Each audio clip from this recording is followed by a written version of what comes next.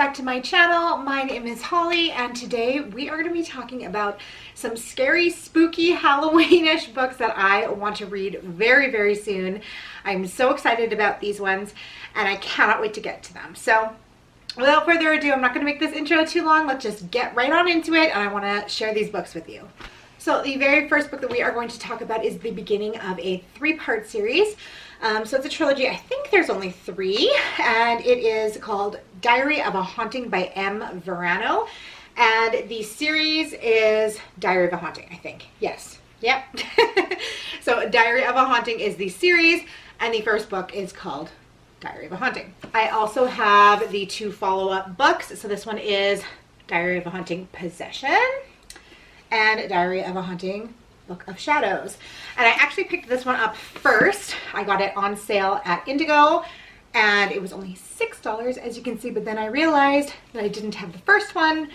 So then I had to go and buy the first one for full price, and then while I was there, they had the third one, so I thought, I already have the 2, so I might as well get the third one on the off chance that I might like it. So anyways, so I hope this doesn't annoy any of you, because I know that some people get annoyed when booktubers do this, but I find in order to properly give you an idea of what the book is about, I like to read the synopsis of books that I haven't read yet. I think I'm pretty good at summarizing books that I've already read, but when it comes to a book that I haven't read, basically me just going through and trying to memorize this and put it into my own words as best as possible, I just always come out sounding like an idiot. So I'm just going to read you the synopsis for these ones, and I hope that you guys don't mind me doing that. So anyways, this one says, when Paige moves from LA to Idaho with her mom and little brother after her parents' high-profile divorce, she expects to completely hate her new life. The small town doesn't disappoint. Worse yet, the drafty old mansion they've rented is infested with flies, spiders, and other pests Paige doesn't want to think about. She chalks it up to her rural surroundings, but it's hard to ignore the strange things happening around the house, from one can of ravioli becoming a dozen, to unreadable words appearing on the walls. Soon, Paige's little brother begins roaming the house at all hours of the night, and there's something not right about the downstairs neighbor, who knows a lot more than he's letting on. Things only get creepier when she learns about the sinister cult that conducted experimental rituals in the house almost 100 years earlier. The more Paige investigates and the deeper she digs, the clearer it all becomes. Whatever is in the house, whatever is causing all the strange occurrences, has no intention of backing down without a fight. So that sounds creepy. So this one, classic, sounds like a haunted mansion, which I am totally into. My favorite stories are classic old mansion hauntings, possessions. Like, this is everything that I like. I love those types of stories. I will always choose a story like that over anything else. So this has everything. And considering the next book is called Possession, I feel as though that's where this is going. Like, this is going to be a haunted house that turns into probably a demonic force, because the next book is called Possession. So clearly the person ends up getting possessed. So definitely looking forward to this one. I've actually had this on my shelves for quite a while now, so I definitely am looking forward to this one. And this one is a young adult as well. So typically I fly through those pretty quickly. And I also like it has like mixed media pages. So that also helps you to really fly through books really, really quickly, because, oh, that's a creepy picture. Because obviously an entire page is just a photo. So that will make you go through the book a lot faster. And yeah, I think this one shouldn't take very long to read. So this one, I believe, is an adult horror, and it's called The Murmurings by Carly Ann West. And so this one says, everyone thinks Sophie's sister Nell went crazy. After all, she heard strange voices that drove her to commit suicide. But Sophie doesn't believe that Nell would take her own life, and she's convinced that Nell's doctor knows more than he's letting on. As Sophie starts to piece together Nell's last days, every lead ends in a web of lies. And the deeper Sophie digs, the more danger she's in, because now she's hearing the same haunting whispers. Sophie's starting to think she's going crazy too. Or worse, that maybe she's not. So this one, oh, you know what? This is weird. So I had the synopsis here, but then there's also It seems like a different synopsis on the back. Let me read you this as well. It says, the faucet drips, the rhythm is steady, and soon my heart begins to beat in time with it. Then there is nothing. It's as if all sound is pulled from the bathroom with the intake of a breath. After a moment, sound returns. Murmuring. It's so close, yet I can't make out the words. I try to tell myself that the murmuring isn't getting louder, more insistent. I tell myself it's not happening more frequently.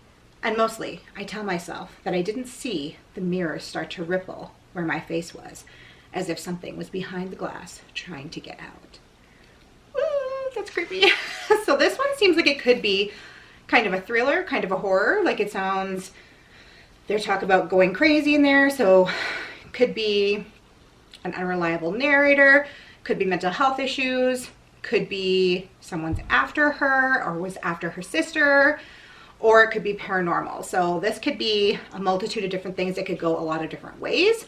And it sounds like it will be more of a thriller. So this is another book that I picked up quite a while ago, and I think I got this one at my local thrift store, which most of my books have either come from library sales or my local thrift store. They always have a deal where if you buy $4 you get the 5th one free. So I always stock up on books from there. And I hate buying books full price, so I rarely do it. But I think I bought this one quite a while ago at my local thrift store. And this is by Ted Dekker and Frank Peretti, which I have read another Ted Dekker. I have a couple of his books on my shelf. I've only read one of them, but it was pretty good. It was a thriller, so I'm interested to see. I've never read any Frank Peretti. I'm interested to see because I think Ted Dekker is known more for thrillers. And this one sounds a little bit more of a haunted sort of story, like more of a horror. But it says, on a deserted back road in Alabama, Jack and Stephanie find themselves driving fast and running late. Their world suddenly changes when a strange accident leaves them stranded with no car, no cell phone coverage, and no help in sight. They have no choice except to continue on foot. As darkness approaches, they round a bend and see a small sign at the top of a long gravel driveway, the Wayside Inn. The exhausted couple stands in front of an inviting house, complete with a gated stone wall, ancient oak trees, and a note welcoming weary travelers. Inside, they find another couple with an equally troubling story about a similar accident. It seems that backwoods pranksters have made their day miserable. Still, they are safe. Or so they think. So begins a story that will keep you guessing and short of breath until the very last page. As the house slowly reveals its secrets, you'll come face to face with the sin that haunts us all and a game that can be won by very few. Think you can win? Go ahead, walk through the door, and play the game.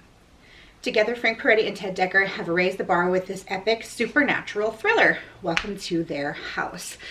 So, okay, so I initially, when it said like the house starts to reveal itself, I'm thinking that's ghosts. But maybe the house is like, maybe like killers own the house and are intentionally trying to get people to come to it so they can like kill them in some sort of like creepy chase game or something like that. I don't know, but I'm definitely interested to find out about this one. So next is another YA, and this one I picked up at Walmart and it was in the bargain bin for $6. So can't go wrong with that. This is Rules for Vanishing by Kate Alice Marshall.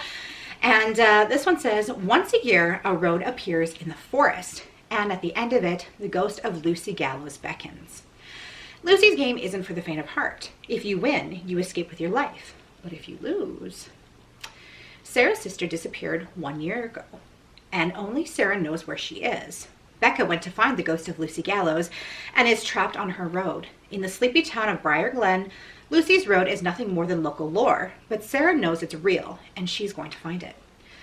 When Sarah and her skeptical friends meet in the forest to search for Becca, the mysterious road unfurls before them. All they have to do is walk down it. But the path to Lucy is not of this world and has its own rules. Every mistake summons new horrors. Vengeful spirits and broken, angry creatures are waiting for them to slip, and no one is guaranteed safe passage. The only certainty is this: the road has a toll, and it will be paid. Sarah knows that if she steps onto the road, she might not come back, but Becca needs her, and Lucy is waiting. So that one sounds very creepy, and I love how it talks about like supernatural horror, so it makes me wonder like what all is going to be in this book. Like, is this going to be a book that encompasses like all sorts of like Halloween spooky things? Is there going to be werewolves in here, vampires, witches? Like, what all is going to be thrown at them on this road?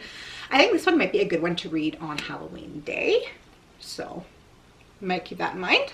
And the last book that we are going to talk about today is The Dead Hour by Denise Mina, and this one is an adult horror. And it says, Patty Meehan thought she'd be farther along in her career as an investigative journalist by now. But 3 years after breaking a big story, she's still on perpetual night shift, chasing police calls for a story that will promote her out of a twilight existence that makes candy bars and coffee a medical necessity. With her father and brothers unemployed and her family perilously short of money, she needs the work. The domestic dispute at a house in a wealthy suburb seems like nothing unusual at first. The elegant blonde in the shadows, bleeding from a head injury, doesn't want any help, and the well-dressed, ingratiating man at the front door tells Patty everything's fine and that she should leave. I'm curious as to why a reporter would be at a domestic dispute call, but that's just off the top of my head. And then he asks her to make sure nothing appears in the paper, slipping cash into her hand before he closes the door.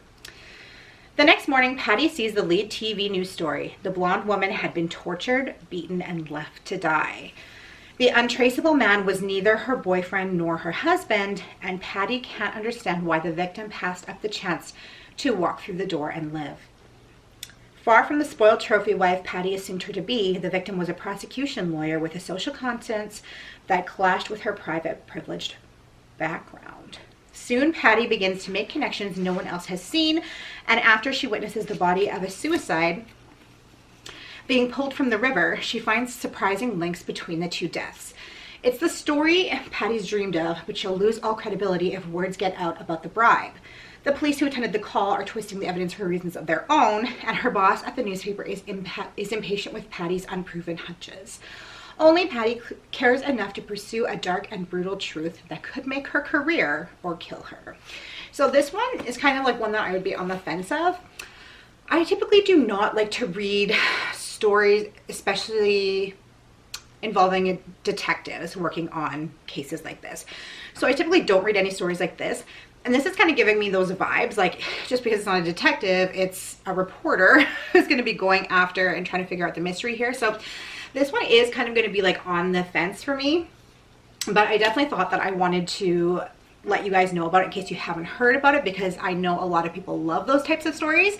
And this is one that I will pick up. I would probably read the other ones before this one, which is why I put it last on my list.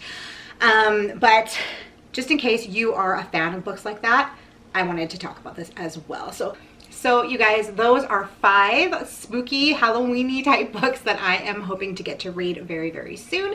Let me know in the comments down below if you have ever read any of them and what your thoughts on them were, or if any of them sound really good to you and my talking about them today has made you want to go and pick them up. I'd love to know which ones they were. And yeah, I hope you guys have an awesome day, and I'll see you in my next video. Make sure, by the way, if you are liking my content, please go ahead and hit the subscribe button. I would really, really appreciate it. Anyways, I'll see you guys in the next one. Bye!